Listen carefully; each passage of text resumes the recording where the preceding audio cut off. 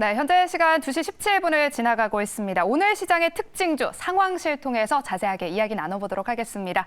오늘은요, HB투자그룹의 손열호 팀장님과 함께하겠습니다. 팀장님 안녕하세요.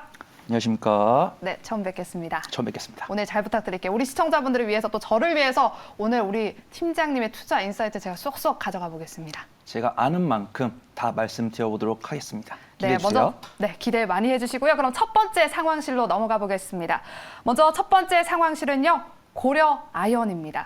실적이 답이다라고 저희가 키워드를 좀 남겨봤는데 아연 재련 수수료의 상승 속에서 고려 아연의 2분기 실적 기대감이 커지고 있습니다. 최근 원자재 가격 상승으로 고려 아연도 수혜를 입고 있는 걸까요?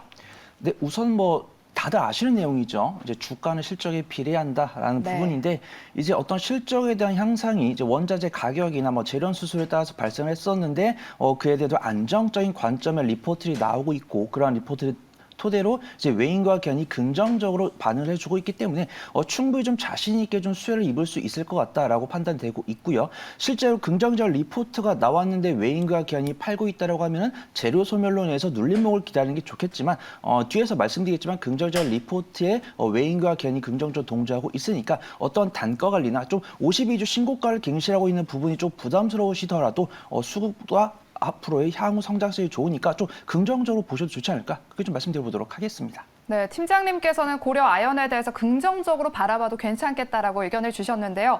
5일 연속 지금 상승세를 기록하고 있잖아요. 장중에 신고가까지 경신을 했는데 유안타 증권에서도 목표 주가를 69만 원으로 상향 조정했습니다. 이 의견에 대해서 동의하실까요? 네, 우선 동의한다라고 좀 말씀을 드리도록 하겠습니다. 그 안에 나왔던 리포트도 충분히 좀 안정적인 관점에서 책정이 되었다라고 판단되고 있고 네. 앞서도 말씀드렸다시피 저도 판단을 하고 시청자분들도 리포트를 읽어보시고 판단하겠지만 저명한 투자 원칙을 갖고 있는 외인과 견이 어떻게 반응하고 있는지 좀 체크를 해보시면 좋을 것 같습니다.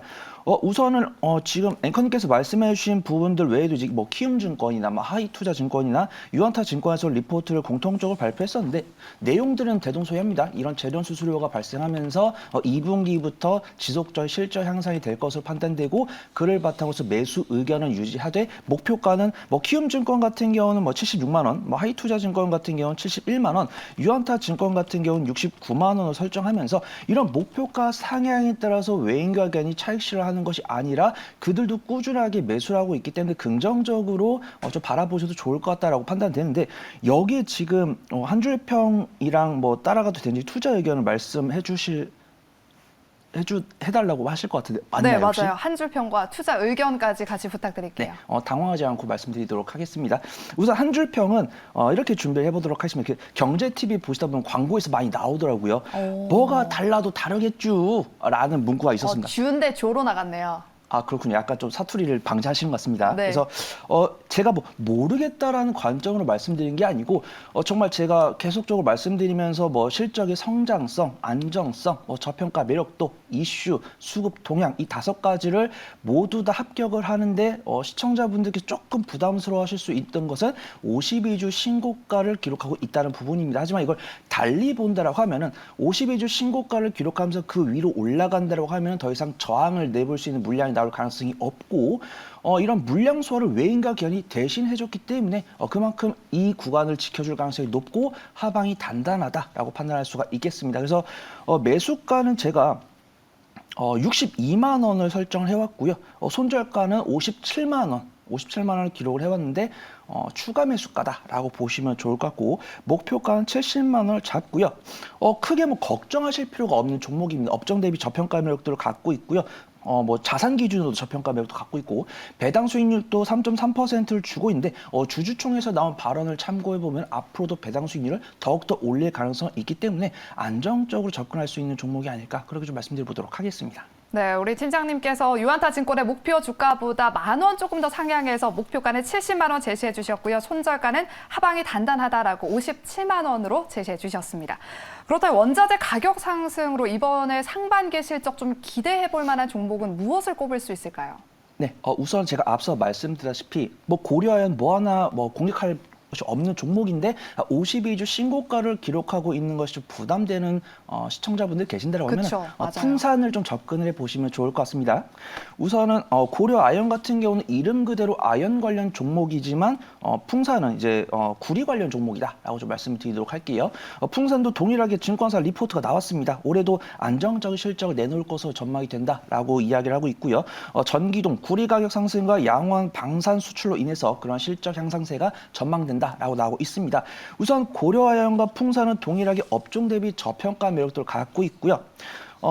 제가 고려아연에 대해서 수급을 말씀 안 드렸는데 기관의 순매수가 꾸준하게 들어오고 있고 어제 오늘은 외인의 순매수가 들어오고 있습니다. 그리고 지금 시장 상황도 앵커님이 말씀해 주셨지만 녹록치 않은 시장 상황 속에도 풍산 이번 주 양봉 기록하고 고려아연은 이번 주 양봉 기록하고 있고요. 풍산도 동일하게 기관이 꾸준하게 순매수를 하고 있고 어제 오늘 외인이 매수를 하면서 동일하게 업종도 비슷하고 수급이나 업종 대비 저평가 매도 갖고 있는 게 동일하지만 아직 풍산은 고려아연 대비 순환매가 들어오지 않았고 고려아연 같은 경우는 시가총액이 11조라서 다소 무겁고 근데 추세가 좋으니까 뭐 할 말이 없죠. 하지만 풍산은 시가총액이 9천억 원이기 때문에 순환매가 들어온다라고 하면 고려아연만큼이나 강한 모습 보여주고 있고 안정적으로 접근할 수 있는 종목이다. 그렇게 좀 말씀드려보도록 하겠습니다. 네, 혹시나 고려 아연이 신고가를 경신해서 좀 부담스러우신 분들을 위해서 우리 팀장님께서는 풍산 구리 관련 종목으로 풍산을 꼽아주셨습니다. 저평가 매력도 있다라고 짚어주셨습니다.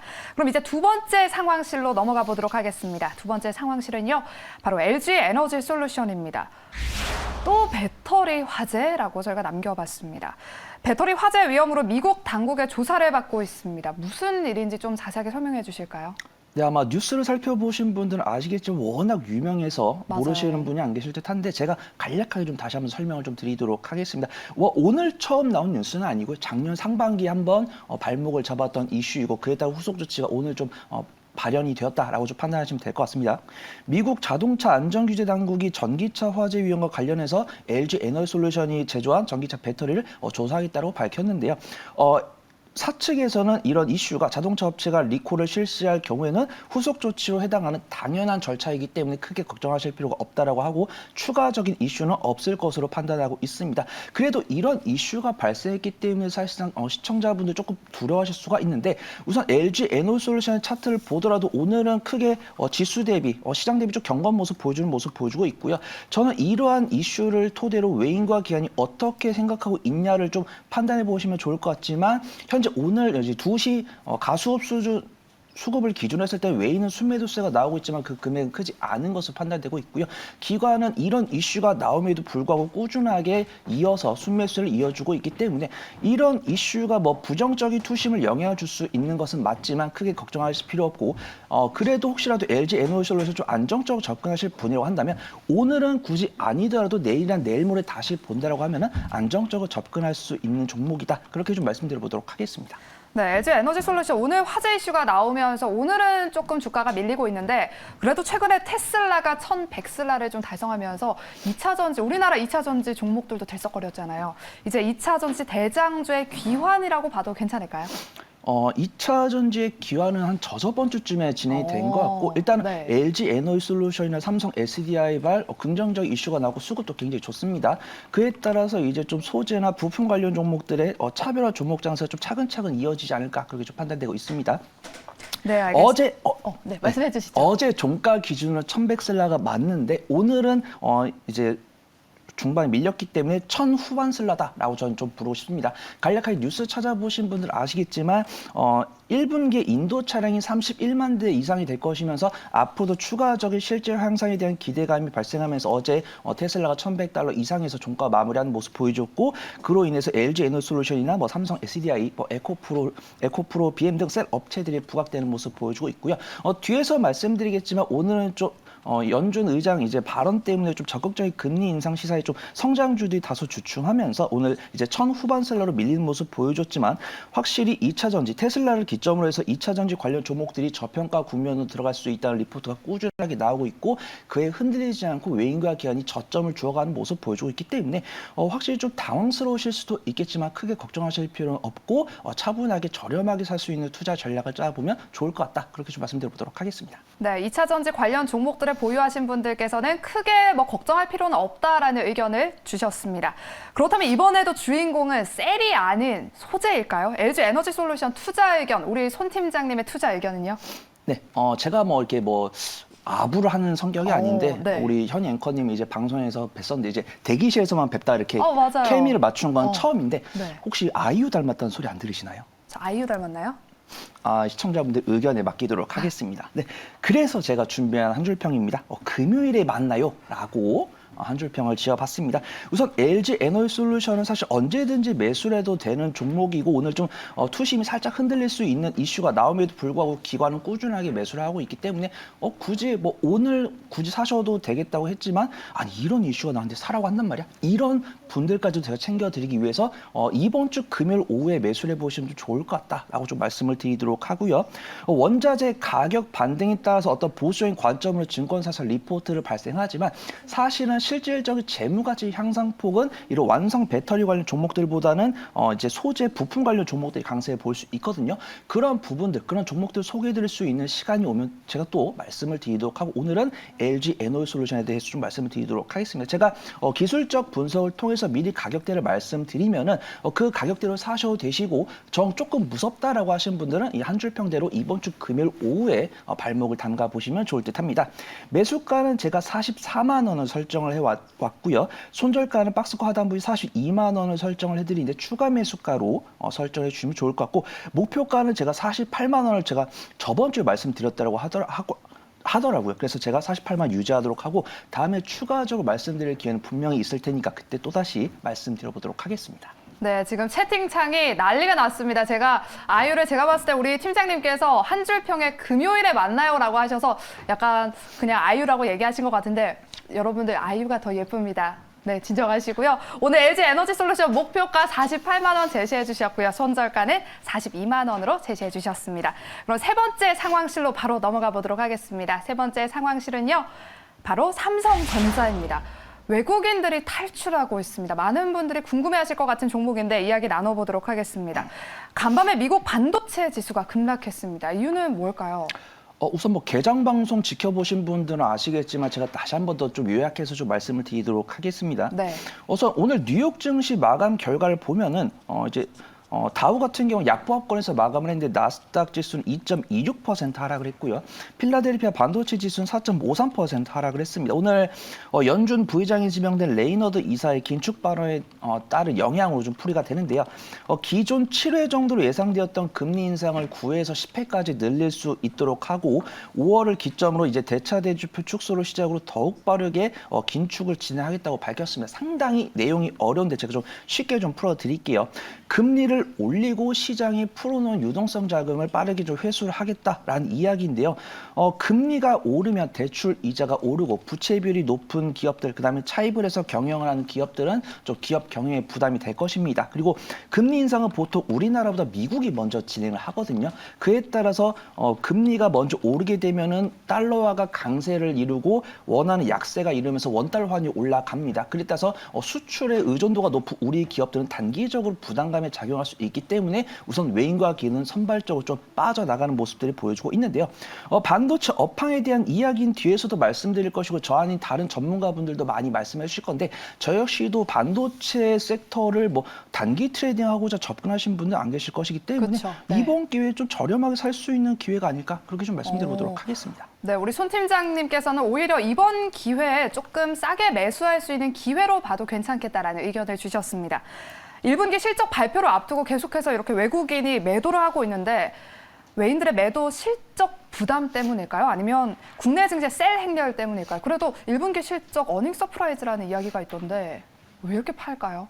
네, 우선 뭐 저도 그 해당 내용을 봤지만 네. 옛말에 그런 말이 있죠. 내가 아는 정보는 더 이상 정보가 아니다. 이제 외인과 기관들은 이런 증권사에서 제공하는 컨센서스를 판단해서 이제 투자 전략을 설정할 수도 있겠지만 아무래도 오늘 성장주에 대한 부담감이 좀 외인들의 매도세에 좀 영향을 미친 것이 아닌가 판단됩니다. 이제 내일 삼성전자가 1, 4분기 잠정 실적을 발표하고 그 내용은 매출액은 4분기랑 유사하겠지만 영업이익은 소폭 늘어날 것으로 전망되고 이제 코로나19 이후로 최고 실적을 발표했다는 이슈가 나왔지만 이런 부분들이 좀 성장주에 대한 부담감과 맞물리면서 외인들의 매도세가 좀 이어지고 있는 것이 아닌가 그렇게 판단됩니다. 우선 러시아와 우크라이나 간의 지정적 리스크가 완전히 끝나지 않았고 오늘 연준에서 발표된 내용으로 인해서 부담감이 좀 외인의 매도세가 나오고 있는데 제가 살펴보니까 외인의 매도세가 꾸준하게 이어지고 있는 것은 조금 아쉽지만 공매도 물량은 아닌 것으로 판단됩니다. 우리가 흔히 공매도가 많이 발생했다라고 하는 종목들의 이제 공매도 물량을 보면 거의 매도 물량이 거의 8%, 10%에 육박하는 물량을 보여주고 있는데 삼성전자 공매도 추세를 확인했을 때는 하루에 0.5%, 1%이기 때문에 현재 매도하고 있는 물량이 공매도는 아니고 좀 차익 실현으로 보면 되고 확실히 기술적으로 봤을 때도 제가 뒤에서 말씀드리겠지만 업종 대비 저평가 매도가 심화될 수 있기 때문에 그들의 매도세가 그치는 맥점을 잡아서 매수한다고 하면은 다른 분들보다 상당히 좀 저렴하게 삼성전자를 매수할 수 있는 기회가 아닐까 그렇게 좀 말씀드려보도록 하겠습니다. 네, 팀장님께서는 계속해서 저렴하게 살 수 있는 기회다라고 말씀을 해주시는데 주가가 계속해서 오락가락하고 있잖아요.